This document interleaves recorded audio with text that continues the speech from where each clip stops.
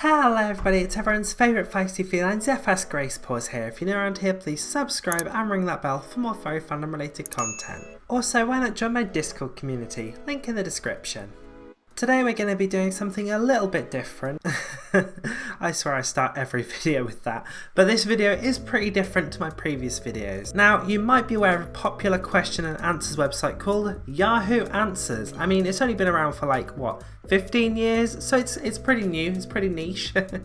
I have to say that it's been a while since I've heard anything from the website because like other websites like Quora and Reddit have come along and it's just kind of leaving Yahoo Answers in the dust at this point. There's still a fairly active user base, but it's certainly not where it once was. However, it's still a great place to find questions and answers, so today I'm going to be answering the questions that relate to the furry fandom. So this question was asked by Live Your Life a decade ago. God, I feel old. I'm going to split this up into parts because it was edited a few times since it was posted. So here we go, let's go for the first part. What are furries? And then like a million question marks. My old crush is a furry. And I don't know what it is, but I told him I was cool with it. And he has all these like wolf costumes and stuff. Can anyone tell me what they are? Well, simply put, a furry is someone who identifies as part of the furry fandom. That is, a fandom of people who enjoy artwork of anthropomorphic animals. Part of this for many people involves dressing up in fursuits, or as this person put it, wolf costumes and stuff, and then going out and hanging out together. It's just a hobby that some people enjoy, be it for roleplay, escapism, or just as a way of meeting people and making new friends. Right, on to the second part of the question. And who is Scrat? That's who he dresses up as, and there are a bunch of guy-kissing guy animals, please help. I'm not too sure about that, but my assumption would be that Scrat is the name of his fursona. A fursona is a furry character that someone who is in the furry fandom will create, and these are used for buying art, fursuits, and roleplay.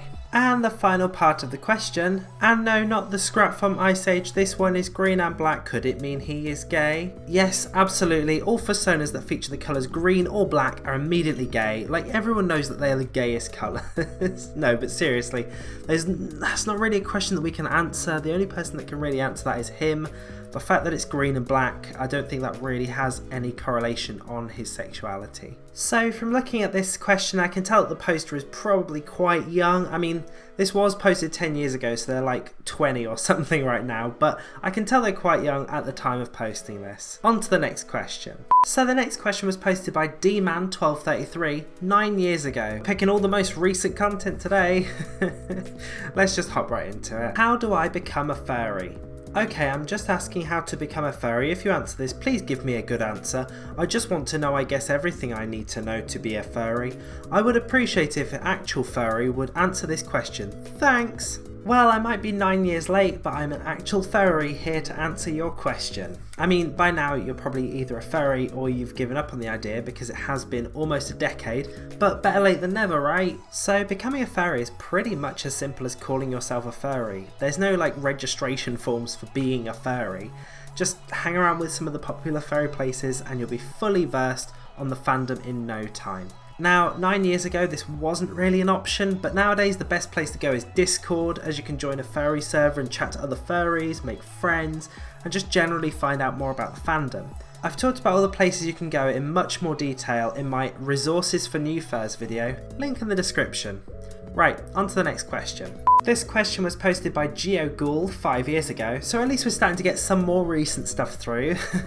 Let's hop into it. If you had to, would you rather become a furry or a brony? Maybe you already are one. Well, honestly for me this is kind of a no-brainer question. It's got to be a brony. No, I'm kidding. I'm a furry. I just am. I am a furry. I love the furry fandom. It's amazing. It's great. I've seen My Little Pony Friendship is Magic many moons ago, back when the show was at its peak of popularity. Like, I mostly watched it to kind of figure out why it was popular and see if I enjoyed it, and I kind of enjoyed it. It was fun, it's pretty chilled out, it's friendly, but it didn't massively appeal to me. I didn't go back and watch it much. I watched maybe 1 or 2 episodes. It's not something that I particularly enjoyed, whereas the furry fandom is something that I just enjoy over and over every day. So this next question was asked by Philip Alexander 8 years ago. Philip asks, are there any furry or brony conventions in the UK? I'm a furry and a brony, so I was just wondering. I couldn't really find out any info on Google. Now, I'll preface this by saying that I've never actually been to any of the furry conventions here in the UK, but I do know about them. I'll also add that I don't know anything about brony conventions, so I can't add anything there.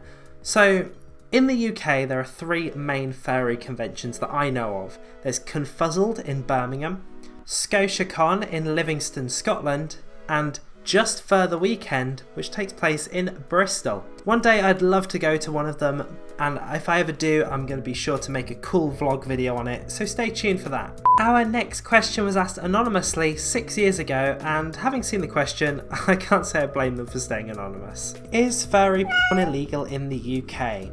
Hi, I came across this strange form of pornography a few years back, unintentionally. Yeah, I'm sure it's completely unintentional. And have been trying to get away from it ever since. I've seen various stuff regarding the law in the UK around the net and have come to the conclusion that it's likely illegal. Does anyone else know for sure? Well, when it comes to pornography, the UK is probably one of the most liberal countries in the world. As a nation, we're generally pretty chill about things like that, and there's not really many types of pornography that are illegal, except those that exploit people or are just morally wrong. In terms of furry pornography, it's very much legal in the UK as it's drawn artwork of fictional characters, so no living beings are really being exploited to make it. So to answer your question, keep jacking it to furry porn all you like, it's legal.